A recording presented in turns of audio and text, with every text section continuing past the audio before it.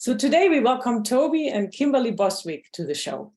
They farm near Melrose in eastern New Mexico and have been in agriculture for over 25 years. Their parents are in ag and they really love this way of life. But in the last decade or so, they realized something wasn't quite right. The soil was blowing away, crops were doing not so well, expenses were forever rising, and they had to deal with flooding and drought. It became really hard to make a living and continue farming as they had before. So they started to look for solutions. And this is when we, as the Healthy Soil Working Group, were able to offer them a scholarship for the online Soil Health Academy, Region Ag 101. And I will put the link in the chat, which proved to be a game changer. They took this online course. And then they went on to receive a Healthy Soil Program grant from the New Mexico Department of Agriculture in 2019. And so I'm personally super curious to hear how they implemented the Healthy Soil principles in their operation, what the results have been so far, and where they are headed now. So thank you so much, Toby and Kimberly, for sharing your soil story with us today. Thanks, Isabel. I'll share my screen and get started. As Isabel said, we are Toby and Kimberly Bostwick. We're currently in two different locations, but we're making it work. We were born and raised in eastern New Mexico, and both of our families have been in agriculture. So we were raised in it. And we just want to share our story with you. And so we'll start off. Toby will tell you a little bit about how we got started, or where we came from, what our aha moment was, some of the changes we've made, where we are now, and then where we want to go. And so, Toby, if you want to start us off, where? Absolutely. So where we came from is like full-blown production agriculture. Most per acre, profit per acre, raising wheat, sorghum. We did a little corn rotation every once in a while in some of our pivots. We definitely had a monocrop rotation. We wasn't thinking about cover crops the way we do today. That just wasn't there. We thought the water usage would be way too much for foreground cover. We thought that basically a dead fallow was actually saving us some water for growing seasons. And then we just had some principles, I think, that were struggling to be sustainable for a long time. So our yields were going down and our rainfall was leaving. So Kimberly, I'll let you go from there. So that's about when we had our aha moment. So yeah, this is so Toby was speaking about our farmland, but even on our rangeland, we saw our grass was pretty short. We weren't able to get it to get much forage volume out there. We had a lot of bare ground. This is one of the pictures of when we first started. After we kind of had our aha moment, we were like, we need to document where we're at so we know where we can go. And if you'll notice, it's primarily grasses, not a lot of forbs out there at the time. And here you can see, Toby, if you want to talk about our.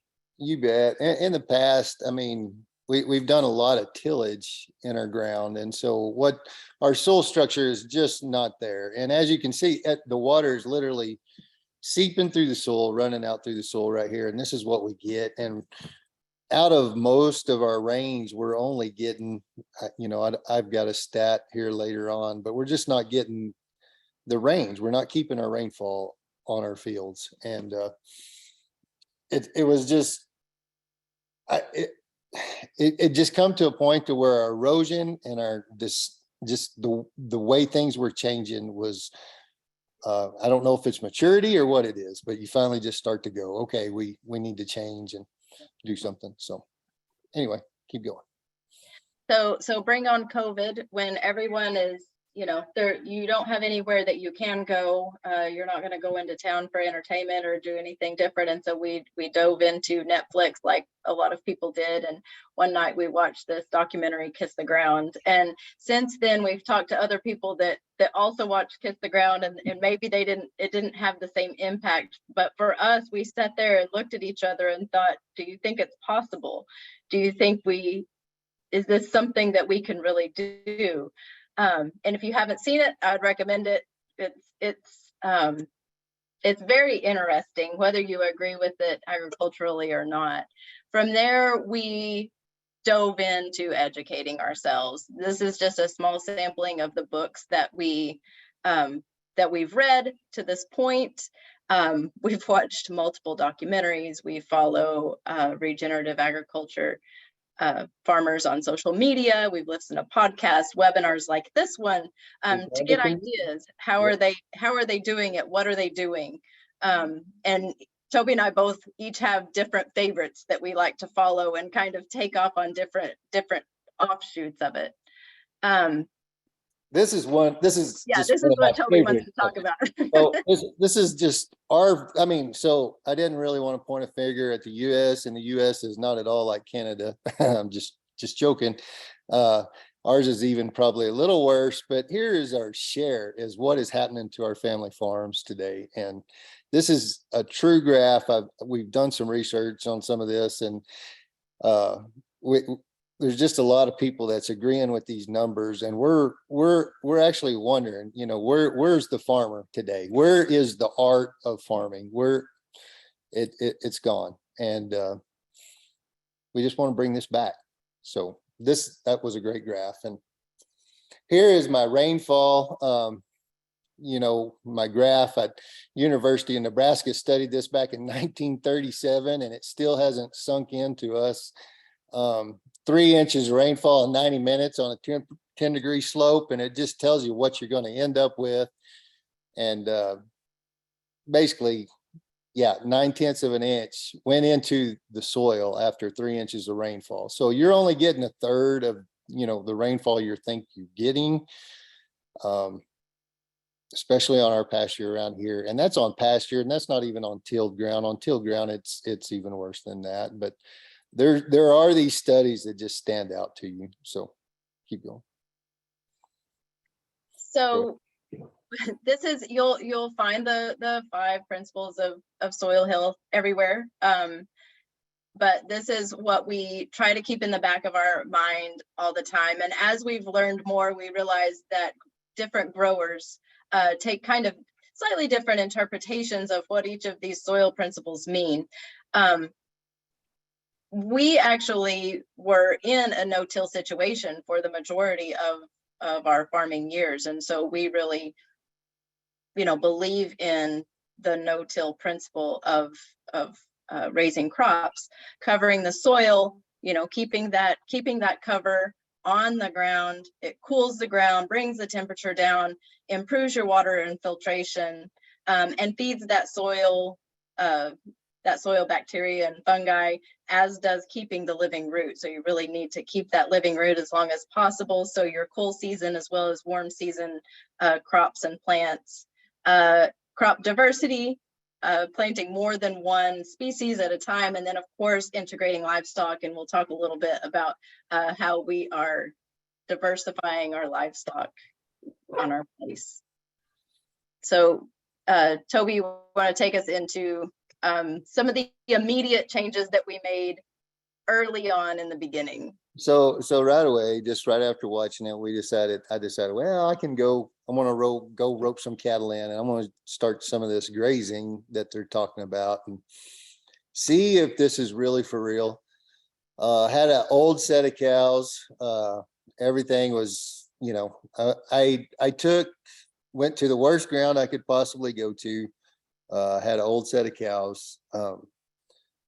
Wasn't just giving it just a whole lot of grace, but then again, just started being interested in it and thought, what in the world, I'm going to give it an honest John's chance, and started roping off about 10 acres, and then slowly squeezing down into 5 acres as I got comfortable. started seeing just by management practices that alone, that possibly that our grazing allowances could be, you know, there actually was a gain in what we could have out there. So keep going, Kimberly. Yeah, this right here is one of our early, you know, because water is the limit, because where do we want that fodder on the ground, right? We want that manure on the ground, and where do you find that? It's always going to be around the water tank, around the mineral buckets, and so your water has to be mobile, otherwise you're missing out on that potential on that ground. We've gone through a whole evolution of water systems, which we can talk about later. But Toby also went out and broadcast planted our first attempt at a cover crop with forage sorghum and cowpeas. And we were so excited and shocked that the cowpeas actually came up by broadcast seeding. It was the first time we actually drilled it right into this and spread it right into some of this. So it really did it came up. It surprises me, and the diversity of plants that can live together is obviously just surprising. I have to unlearn a lot of things that I've learned, but slowly and surely I'm seeing some good benefits. It's neat. Yep. Last year we applied for and received the Healthy Soil Grant. One of the things that was part of that Healthy Soil Grant was the multi-species cover crop.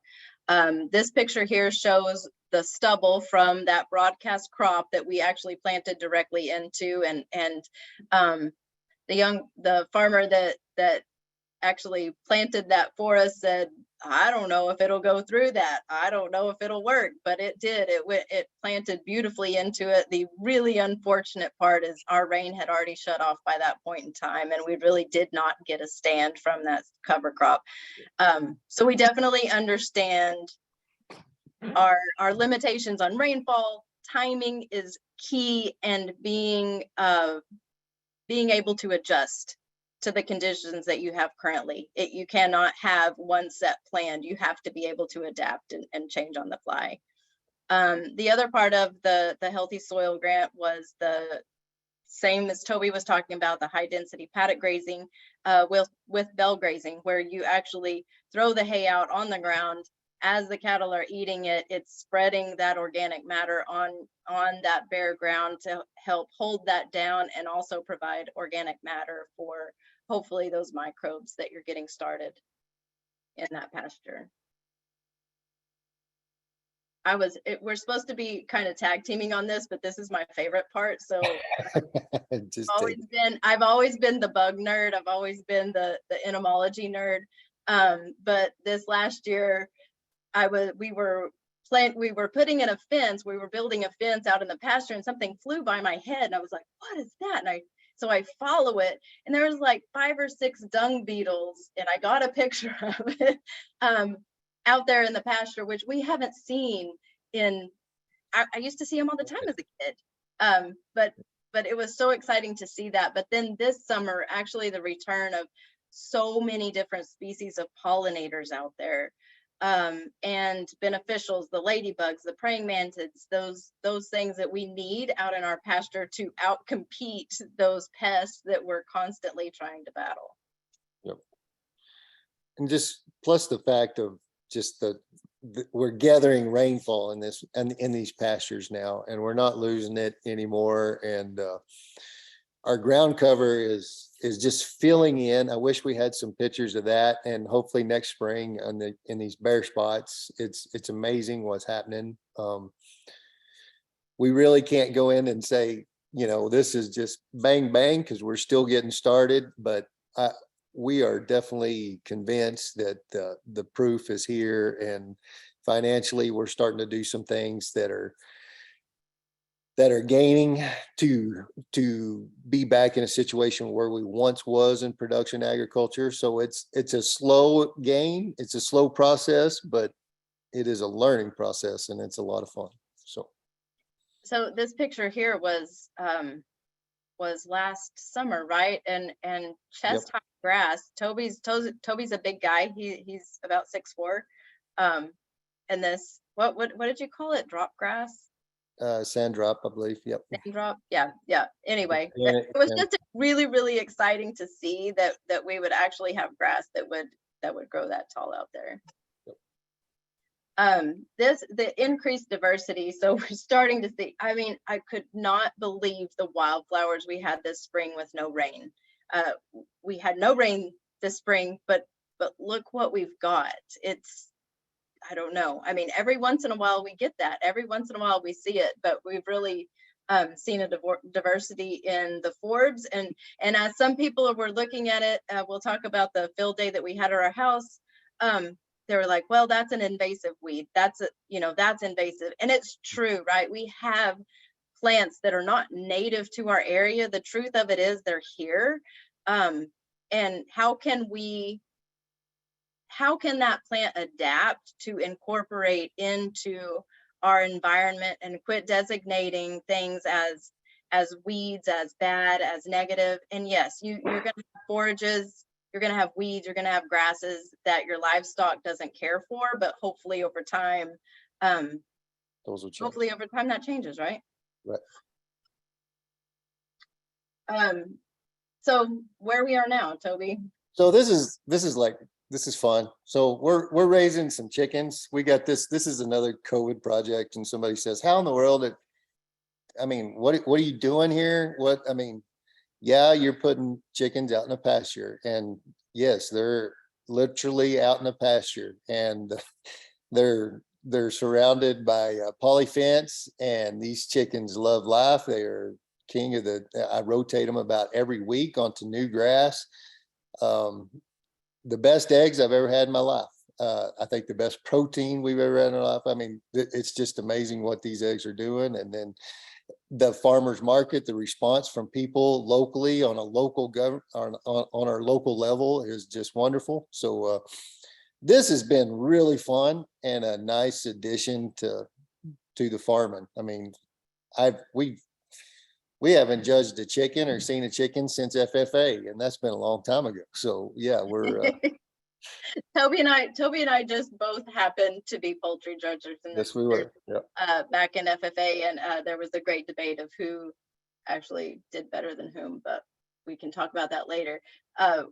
Never dreaming, we've never been chicken farmers, never dreamed that we would be in this place or this situation, but it's something new and it's something fun. We've converted old stock trailers into these mobile chicken coops. We've got automatic doors, you can see in that top picture, that open in the morning and close at night. And then we gather eggs through the day, and this picture of Toby here was our very first egg from this block that we were so excited to get. Yep. And so this is another project. We're not, we're obviously livestock people, but Kimberly's always been around sheep. These make me a little nervous, but this is Kimberly's highlight. So here come the sheep, and the more bugs, the more diversity that we can literally put on our place right now, I think the better off and the quicker we're going to see our responses. So this is why we do the things we do. And yeah, we just, this is kind of fun. We're making farming fun again. And this was another reason to change, is because just the depression and everything else that's going on out here in the high plains. And when you can turn this around and be a place where people want to be and where you want to be, life becomes becomes fun again. And this is what it's all about. So last week we had the privilege of having Dale Strickler. Those of you that haven't read any of his books yet, I would encourage you to do so. But we had him and his fiance Elizabeth Heilman out at our house for a field day.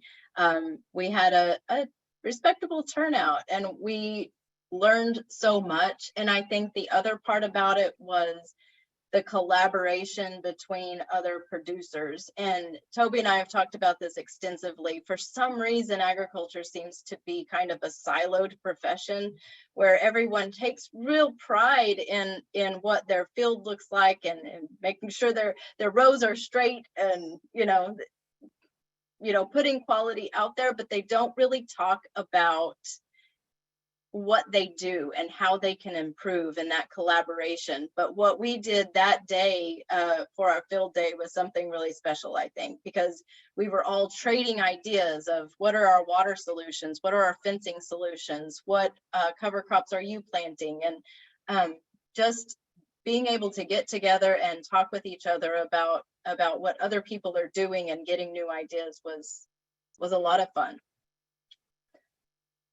There is, and here we are at the farmers market with kiddos, and we're just enjoying the time and spending it, and yeah, it's been a fun alternative and a fun different way from commodities and some of the other things we've been doing in the past. Yeah, so this is of course our kids, our son in the top right, and then our first grandson in the top left, and then our daughter and her husband and the two boys. We've kind of it's been fun to make it a family event. Toby and I have really enjoyed kind of building that community out in the farmers market, kind of a world we've never been part of as farmers, never even participated in, but it's been a lot of fun. And that's I think that's where we want to go is I think we're going. Kimberly answered a lot of questions there because of COVID, because of maybe just taking the time to think about where we are finally. And, we're farmers, and we were relying on Walmart and other people to deliver our food. And we've kind of decided that we need to change this, and we need to bring, this is really our driven message, is bringing good food to New Mexico. And yeah, that's what we're going to do, and this is going to be pretty neat. So yeah, I know we've talked through a lot and gone through pretty fast, but thinking about and imagining where we want to go in the future, and of course we want to continue to improve our soil. And last week with the field day that we had, we got a lot of great ideas from Dale. It was such a blessing to have them to just tell us, here's what you need. Clearly we need more legumes on our place, and we need more fungi, and we need more bacteria, and we talked about ways that we could make that happen. Being really committed to making sure that we utilize every drop of rainfall that we get. We all know that is our limiting factor. Everyone in New Mexico knows that water is precious. We're always, Toby, what was it that Alejandro said about praying for rain? Yeah, Alejandro told us to quit praying for rain if we didn't know how to use it. So it really woke us up just a little bit, and seeing what these great people are doing with less. So this is certainly attainable. Then I think still that one of our main goals is to grow nutritious food, whether it's beef, whether it's lamb, whether it's eggs, or even chicken. I feel like that's probably going to be what our realm is about, but someone else's realm could be that market garden, or that those herbs, or something else that they're producing. But I think we're both really, really passionate about continuing to learn, and being open and flexible enough to learn. At the field day that we had at our place, we had an 85-year-old couple that attended the workshop. And that was really inspiring to us, because at 85, you still have more to learn.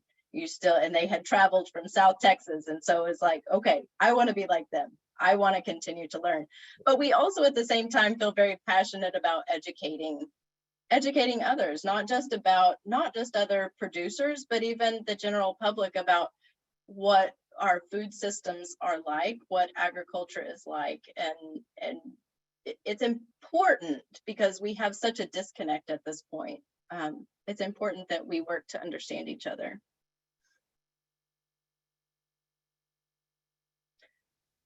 So that, I don't know how we did on time. I have no idea, but that kind of, are we spot on, Isabel? But that's us. That's what we're doing. Fantastic. No, spot on indeed. And very, very fascinating. Thank you both so much for sharing this much. And yeah, what a story. And yeah, I'm personally just blown away by the speed of it all, because this started not that long ago, right? This whole transformation. I think that's part of it, right? Is we certainly don't have everything figured out because we're just beginning. And those small improvements, those little things that we're already seeing provide so much hope and promise for what we're doing. Fascinating. Yeah, that's great. Well, I want to open it up to everyone. We have a small group here, so you can just either raise your hand or open up your microphone or type in the chat, however you want to do it. I'm sure you have some questions or comments for Kimberly and Toby. And I'd say, feel free to speak up. Sure, I'll be the first one. This is Stephen Williams. I'm actually from Arizona.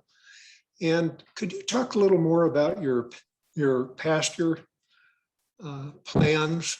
How many acres you have, if you've been able to make a complete pass through all of it with your stock density and higher density, and some more about the changes you've seen. It looked like you definitely have warm season grasses, and I did notice some pigweed and feather finger grass in that photo with the sheep. Are you seeing any signs of any cool season grasses yet? You know, really, we're not cool season grasses. Here on the Llano Estacado up here, we're on the high desert plains, and we stretch all the way into Mexico, this grass range. I'm on the northern end of this Llano Estacado, and we still don't have the grasses, the cool season grasses. We were primarily back in the day like the buffalo summer grazing, and so our soils, that if we have cool season grasses, we have to procure them and graze them accordingly, if that makes sense.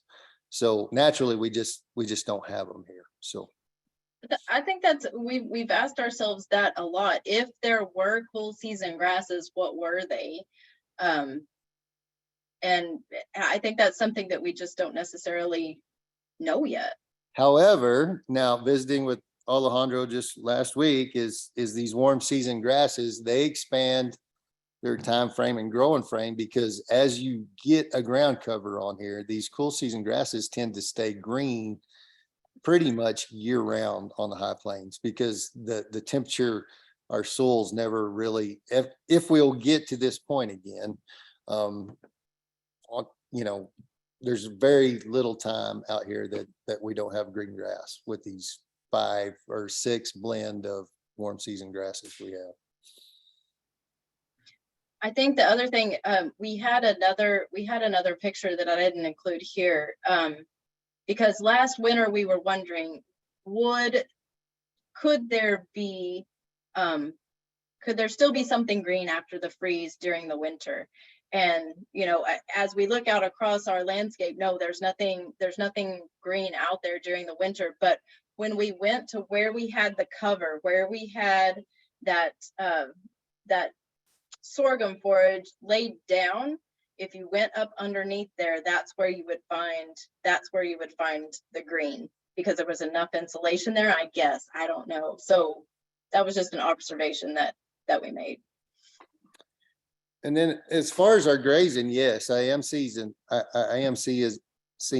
lot more varieties of grasses, but what we were doing, sir, was just basically putting about 35 to 40,000 pounds per like 10 acres for 5 to 7 days before just naturally obviously taking a look at it. But I didn't want to take it all the way down to the ground and do too much damage for it. So I started really light with it, and started with 10 acres and then slowly started squeezing those down. But in Arizona and New Mexico, I don't know if we could hold more than 15 to 20,000 pounds per cell like that for a very long time. So that's about where I started, Stephen. Thank you. I noticed your book by Nicole Masters. Are you measuring bricks in your green grass at all? Yes, sir. It's not, I don't have the number. Toby, you may have the numbers kind of in your head on the bricks. We have measured bricks, and it's not coming to me right now. So far we've been somewhat disappointed. We're not where we need to be, but at the same time, knowing where, when we hear about other people's bricks numbers, where we want to go, Yep. Thinking about the possibilities. So we know that there's going to be more nutrition out there for our livestock if we can get the soil in the condition that we need to. We definitely are measuring our bricks, and certainly not to levels that I would think would even sustain or be a part of anything yet. And yeah, I don't even think we've made double digits in most of our bricks counts, but it is getting better slowly. At the end of this summer, I was starting to see some better bricks counts, especially later on in the afternoon. And I know that's a trick of when you do it, but they were numbers that we hadn't seen to this point yet. So our grass nutrients are improving. Our sugars are improving. I think the thing that we saw, that we've seen right away, making a full pass over one of the pastures, right? What we saw this summer was the taller grass, so the bigger volume. But what has kind of surprised me the most is enlarging our turf area. So basically more ground cover. Those, if you want to call it, the area that the grass is covering is increasing. So we're seeing less bare ground already in just the short 2 years of what we've been doing. Thank you very much. Thank you for having the fortitude to get started. I think, that's funny that you say that, because I think that's one thing that we all had in common at that field day when we were talking. We're all incredibly stubborn, right? So that is one thing that we've decided you have to do, because it's not easy. It's not easy. And we say that it's fun, but it's not always fun. It's not always easy to keep your grazing animals where they need to be. It's not always fun to haul that water. It's, that there are some struggles, and you definitely understand why we've picked up some of the practices that we have just for convenience itself, because it's not always easy. But yeah, being stubborn and having the fortitude to stick with it, I think, is absolutely key. It is. I always say it's an underrated quality, stubbornness. It was fantastic. Well, anyone else has a comment or a question for our guests, please do feel free to unmute yourself or raise your little hand. Well, I'd heard you mention about cover crops, and I came on a little late, so maybe I missed something. But is that just in an irrigation setting, or have you done cover crops in a dry land or even overseeing pasture type of situation? No. Basically what we're doing is a cover crop type situation, but we hadn't got any rain to use. So basically I've changed my cover crop philosophy into like what will grow and graze during that season. So I've kind of thrown out the whole cover crops and is keeping a clean route. And where am I at in my grazing structure when I get there? Do I need to mow it down? Is this stuff in the bank? So yeah, it's you go from what's needed to adjusting to what will grow and green up, what time do I have left to get something in the ground and get it growing? But to answer your question too, we're strictly dry land. We don't have any pivots, so that makes us have to really adapt even more to what's going on in our environment and what's going on around us. We have to be ready to adjust. There is no set plan. We went to another conference in Austin this past year, and one of the speakers there, which one was it? I can't remember, but he talked about having a plan A and a plan B, and it went all the way down into like plan Z, I think. But you have to be ready to pivot and change, be flexible. I think the main thing is I'm not even real worried about committing or growing a commodity crop anymore, because I'm learning that grazing these crops, I can just about make as much money in these sort of sales situations with this new fencing material and our new technology that we can have. So I've kind of went away from trying to cash out on the commodity side and more on the grazing side, if that makes sense, on my cover crops, if that'll gives you an idea of why I plant what I plant. Okay, thank you. Because I'm up here at Las Vegas, we're probably a little higher altitude than you, and probably more difficult soil, a real tight clay, and just a range situation. But I often try drilling something out ahead of it when I have a decent rain forecast. Yes, sir. And typically it'll maybe germinate, maybe come up, but then it just dries out so fast on the top that we don't really get anywhere. And I'm just looking to, cover the ground, get more living roots in the soil is my objective, just to help the range. Yes, sir. Yes, sir. Awesome. One of the things we talked about too is getting the volume out there. So choosing something that has a really fast growing rate, because really what you need, like what we completely understand what you're saying. You get the crop up and then it just withers in the field because there's nothing to cover it. But getting something that has a really fast growing rate to get that volume. But then when you knock it down, to get that cover for whatever's coming next. Really just to know that those roots, any roots that you can grow in that soil is actually a waterway for that rain coming through, and that will break up that, and that's your next root channel for the next thing you plant. That's your water channel for the rain that's coming in the future, that gets past your hard pan, that keeps your water from evaporating.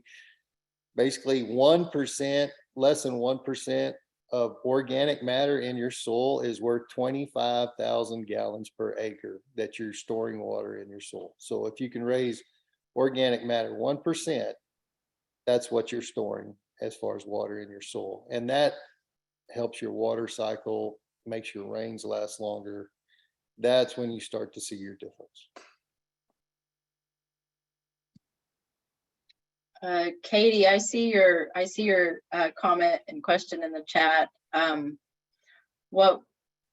Toby, I don't know if you can see that or not, but she said, "Thank you. The word I hear you say quite often tonight was fun. Great to hear, since fun is a natural attention getter. What sorts of questions are you getting from neighboring farmers?" That's funny. And here's the deal. I think we're very sensitive. We're kind of like us guys. We're kind of like third graders when it comes to our farming. It's our toys, and we don't like anybody to tell us what to do with them or anything else. But it's been funny. I certainly don't want to say that my fields are better than my neighbor's fields or anything like that. But I just want us all to improve. And we'll get there. And I truly think that profitability is going to show the way in the future, and just good food, honestly, good wholesome food and profitability. And it's a difference. It's hard to change. It's hard to think about things because this is such tied to such family ties and everything out here. But at the end of the day, it's research, it's study, it's business. It's just like any other thing. And there's some future out here. And I think we can do this, and we can do it better than we've been doing it. So But the sorts of questions that we get from farmers, last year, well, 2 or 3 years, whenever it was, when we put that first broadcast crop out there, Toby got a call from a neighbor that said, hey, I noticed that you had a lot of weeds growing in your field, because if we're perfectly honest, if we are going completely no chemical, no till, you're going to have weeds. And that is incredibly uncomfortable for a farmer, right? Because there's a source of pride there to have this weed-free field, and here we've got these weeds. And calls Toby up and says, you know, I've got some extra time. If I know you're probably pretty busy. If you need me to spray that field for you, I'd be happy to, right? But I was breaking down on the job, you know. So yeah, he was like, no, I mean, I'm trying something kind of different, you know. And I think that people pretty much think we're crazy right now. Nobody in the country is raising chickens in a pasture, and there's certainly no sheep out here for the most part. We're doing a lot of things different. But I think one of our favorite quotes is from Joel Salatin, and he says, if people aren't calling you a lunatic, you're probably doing something wrong. So we've kind of grabbed onto that and owned it. So. Yeah, we own that comment around here. So yeah. Oh, fantastic. Really funny. I think Marie might have a question for you guys. Marie, did you want to chime in? Yeah, I just wanted to say I was at your field day and it was fantastic. Love what you guys are doing. Yes, it was fun to meet and visit with you, Marie, for sure. Thanks. And you're not too far away from each other, I guess, right? Yeah. So that's wonderful. Getting a community going, it's I think very helpful. Absolutely is. Yeah, we hope they'll be our speakers in January for the cash meeting. That'd be great. We need to get some more.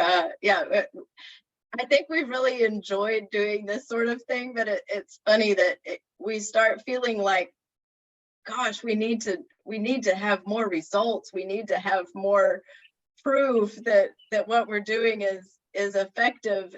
But at the same time, like, we've all got to start somewhere, and so, you know, own it. And we have to start with education. Yes, and yeah, go ahead. what I saw was some good stuff going on out there. So I think you're already on the right track. We'd be more than willing to listen to you. Thank you. Appreciate it. And Marie, do you want to explain what the cash meetings are? Because I think they are very special and something that you have been doing now for a couple of years, right? Right. I think it's maybe 3 years now. So it's CASH stands for Conversations About Soil Health. And it was meant as a grassroots getting together. We were worried that people wouldn't know about it. So, and I wanted the farmers and ranchers to talk about it, because so often we don't talk about things. So it's been really cool. We've had like 20, 25 people show up each time. Sometimes they're the same people, sometimes they're different, but people are really starting to realize that we can do something. We're not just helpless and hopeless sitting on our farms doing nothing. And it is fun. It's fun to move those cows. And it's so hopeful. And my daughter also watched Kiss the Ground when we did, but that turned her around. She says, Mom, if you want to move cows every day, I'll help you. So it's like, we're moving cows every day. So yeah, it's fun. Yeah, your daughter is amazing. She's going to change the world. She's very passionate. She thinks so anyway. If I can get her off her phone, then that'll work. That's great. Anyone else wants to chime in? Please feel free to unmute yourself and join the conversation. And if not, I do have a question for you guys.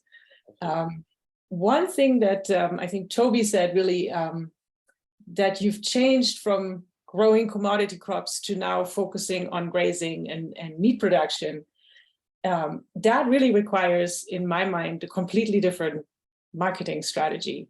So how did you do that? That seems to me a very big hurdle. Well, it is, and I'm still not over it yet. I'm still learning it. first thing is to enter the markets. Second, and being able to market. It's something that I've always been just thrilled with to able to market. That's one of my great business.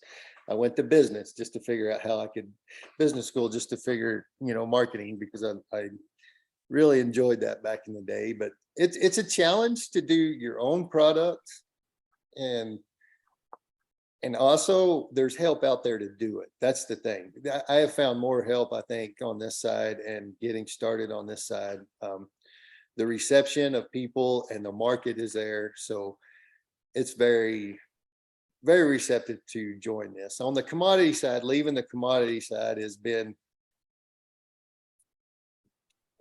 a question I think that we're going to have to look at even in this next farm bill is why are we growing these commodities? Why are we growing all these fields to have all these commodities for the end use when we can actually use the whole plant and become so much more efficient as American agriculture?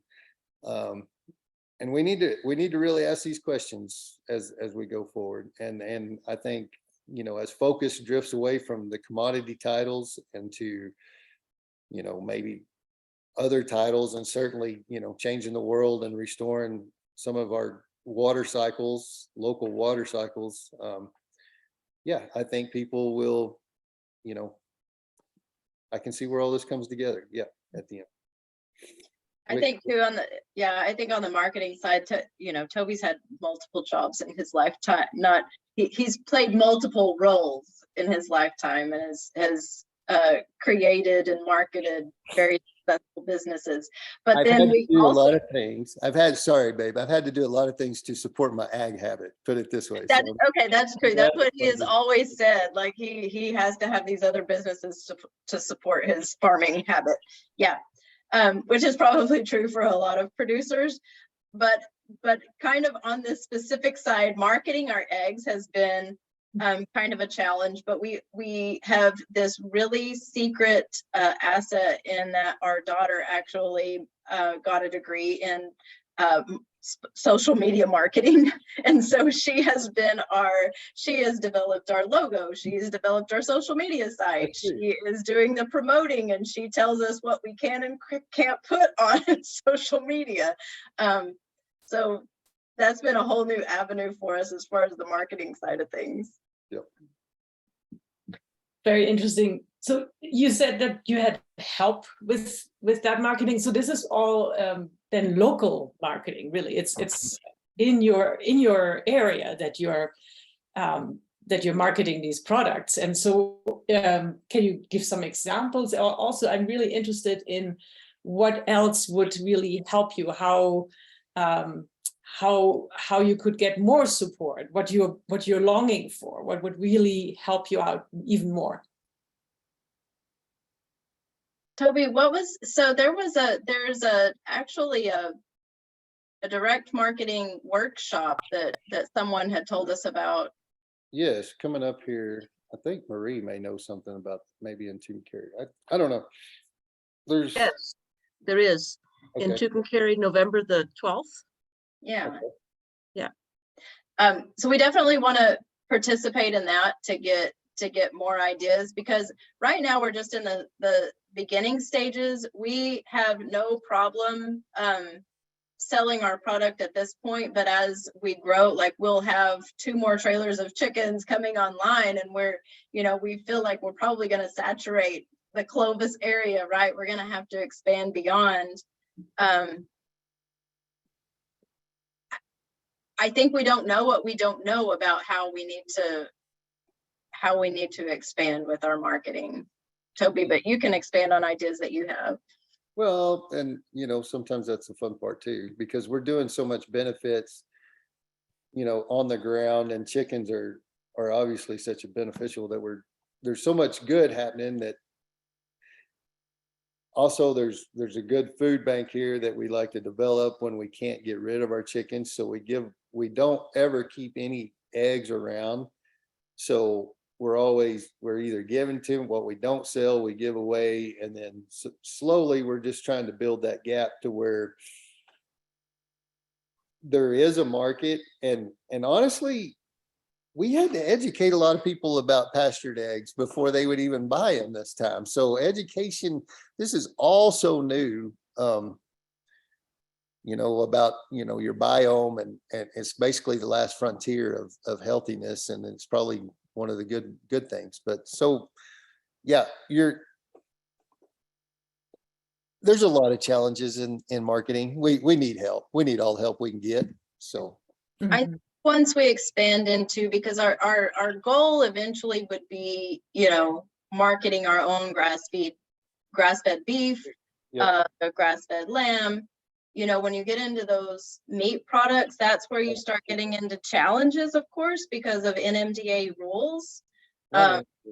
Just Not NM, sorry, not New Mexico, USDA. So sorry, right? Not NMDA.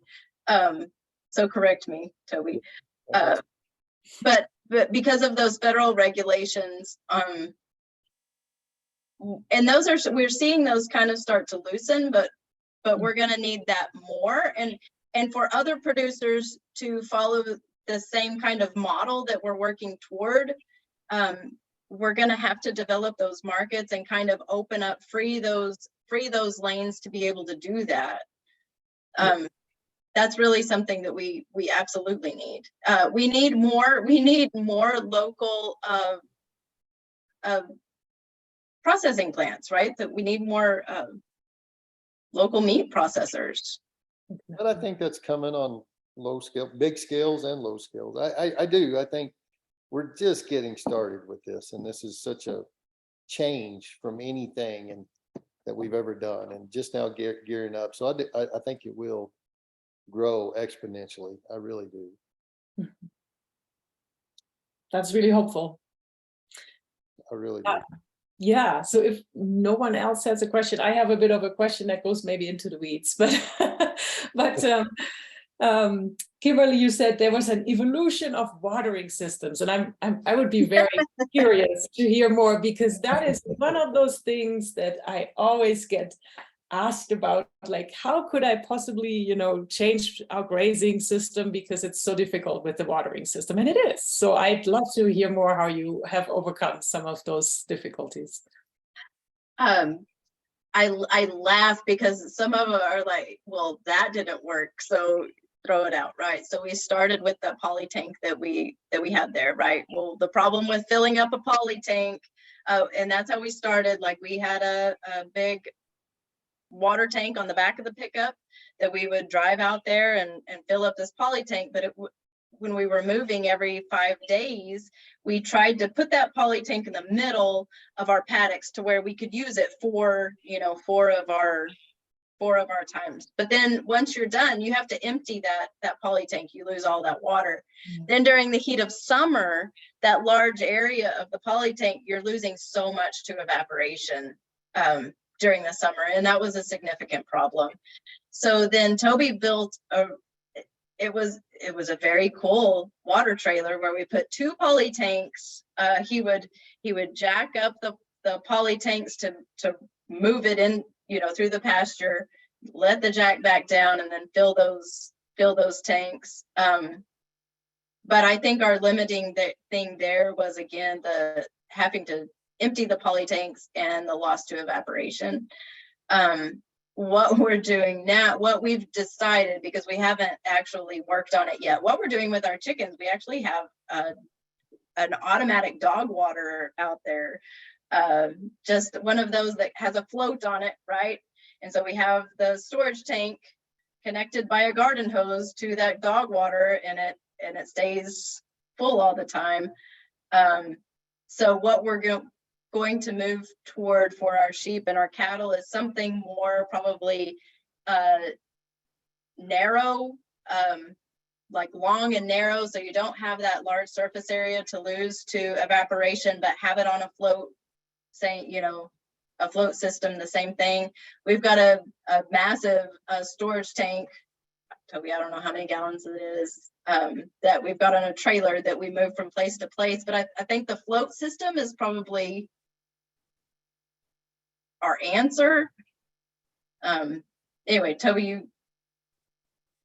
No, I think definitely it's just whether you deliver it by hose, by tank, I mean, water's a struggle, and nobody ever likes to haul water. But if you're going to be there just to check your cattle just for a little bit, you got to make it as quick and as easy as possible. That way you're just, it's part of your checking your cattle every day, and you can kind of fit it in your routine. And that way it's not so noticeable and not so out of your way. And yeah.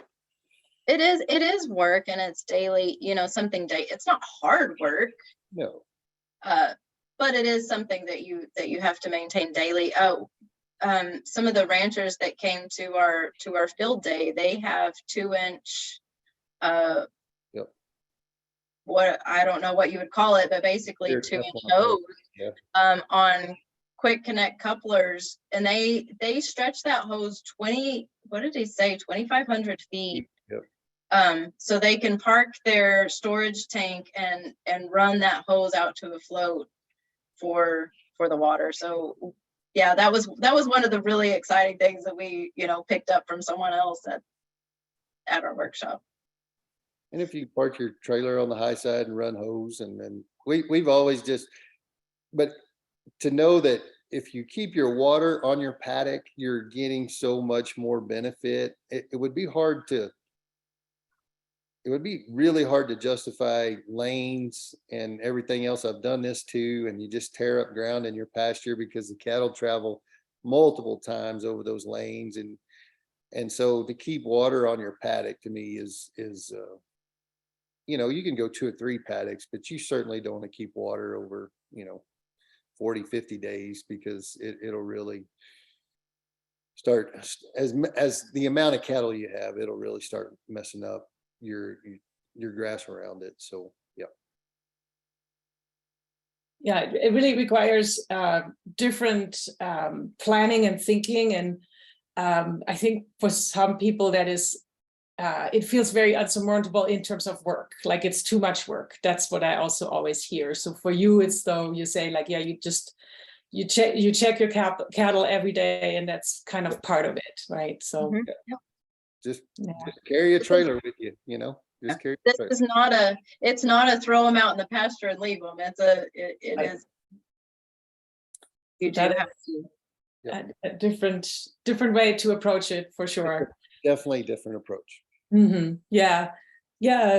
So next month, actually, we have a regenerative rancher, a young man from Chihuahua, Mexico, who has some really ingenious models of how he provides water to his herd. So you might want to zoom in and find out what his design is, but it is quite ingenious. So yeah, so I guess we're at the end of our hour here. Any last words you want to leave us with? Yeah, You're gonna let me. Yeah.